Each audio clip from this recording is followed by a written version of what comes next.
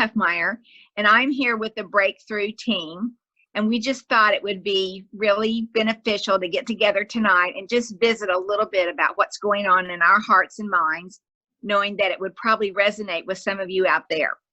So I have a couple questions that I want to ask the ladies, and just they're going to have different opinions. There's no right or wrong answer.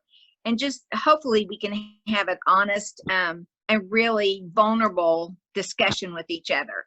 So the first question that I wanted to ask was, what is the hardest thing that you are dealing with about the situation that we find ourselves in right now in our world, with the being shut off and being isolated in some way? So why don't you tell me, just from your perspective, what's the hardest thing for you? Megan, why don't you start? Okay, well, today the hardest thing was we have a nurse that lives in our neighborhood, and she shared earlier on that that she didn't recommend us being around our parents' age group with our kids. And so and then she just kind of, and then I'm a rule follower, so I've learned that about myself. I already knew that I was, but it's been really hard to keep my kids away from the neighborhood kids and not going in their houses and doing all the things that they've been used to.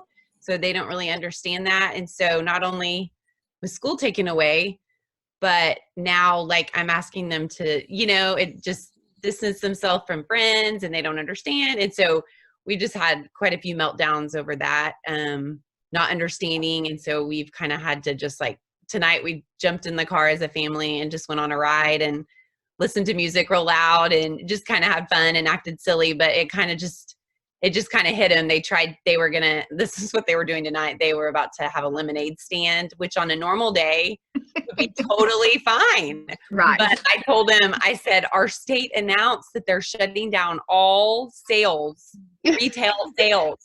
So I'm so sorry, but we can't sell or we could be arrested. Okay. So really for you, it's helping your children understand and just trying to make it manageable with every day, all day long with the kiddos. Yes, I think, yeah. I mean, because I've enjoyed some of the moment. I mean, that's another question, but I've enjoyed some of the moments, like the slow pace, but I just am struggling with getting them to understand, like, you can't go into Gracie's house tonight because we're just trying to keep boundaries and distance ourselves because we don't know, it's just so odd. And I take things pretty, I don't know, after talking to the nurse, I've taken it pretty seriously about that statement. So I'm just trying to honor that, and then I just be all safe. right. So someone else tell me a different perspective, because I know for every mother that's a huge challenge. What are you going to do all day long with the children? And you feel the responsibility that they do continue to learn and that they don't just miss a half a year. So that's a very real situation for any mother, particularly I would say with elementary age children. So, and they're probably not going to work as well on their own initiative. I mean, you're going to have to set it up. You're going to be the teacher. I mean, essentially. Okay. So tell me some other perspectives, some other situations that are making it hard for you. I would say for me, I'm so sorry. Angie, you want to go ahead? I was just going to say, it's just the unknown. We went from thinking that we were on spring break to now we're on summer break, but no, we're really homeschool moms now. And so it's just the unknown of so many people's jobs and our kids' education, and feel like I need you to speak up just a little bit, Angie. I can't hear you.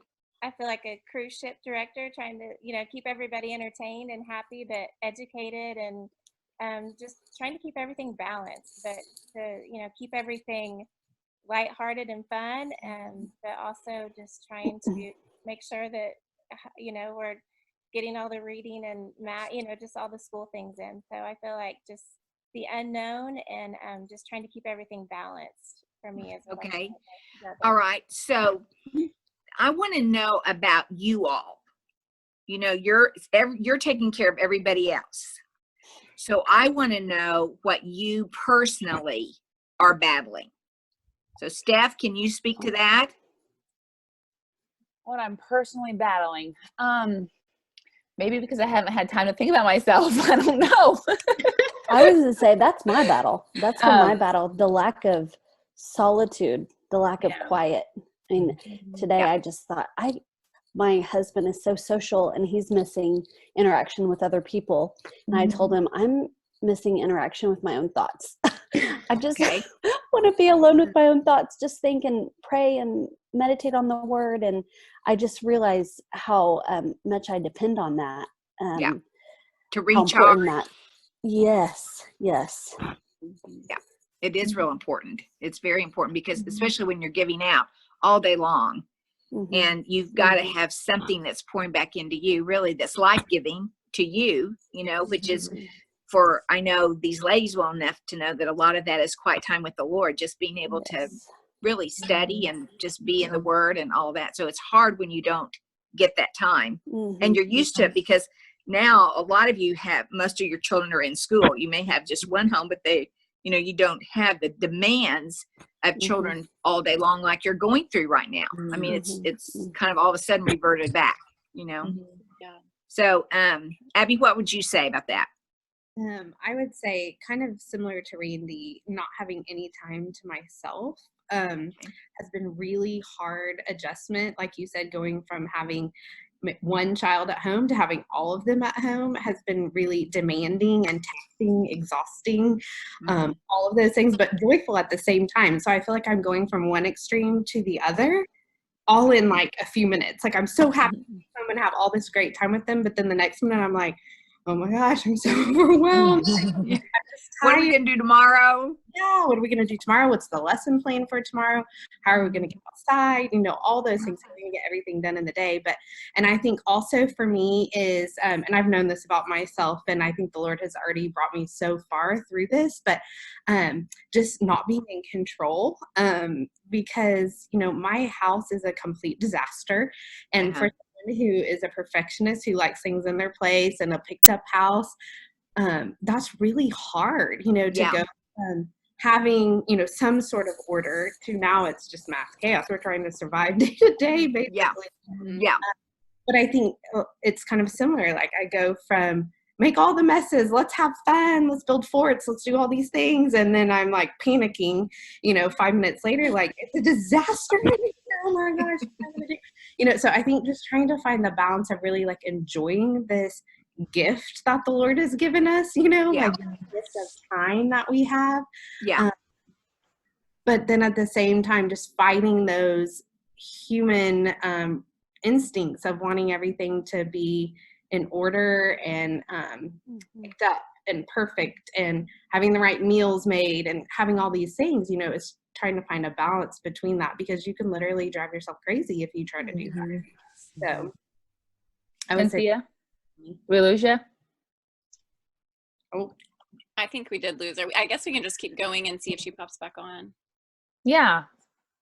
I would say, and I'm partially hesitant because I'm like, it might just be me, because it's such a weird thing, but I have been, because this is such a gift, I have been really wanting to be home more. But when you tell me, like I've in my past, I've had a lot of anxiety when I feel stuck in something, whether that's like physically stuck or mentally stuck or whatever. I've a lot of anxiety around that. And so I want to be home, but when you tell me I have to be and I can't leave, I get this like weird, probably a sense of a loss of control or whatever it might be. But it's just those feelings that are a part of my past that just kind of creep in a little bit and just whisper like,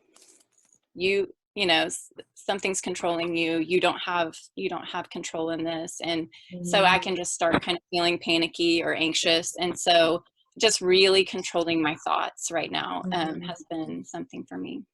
Yeah, I think I'm along the lines on Shelby on that. Just, I almost cannot even watch the news. Read social media posts, all the things, because literally fear will just start to set in if I do that, So I've been having to really be super intentional about keeping my eyes focused on Jesus, listening to podcasts, trying to get in the word when I can. But, when we have the kids at home, it's kind of hard to do that. But just trying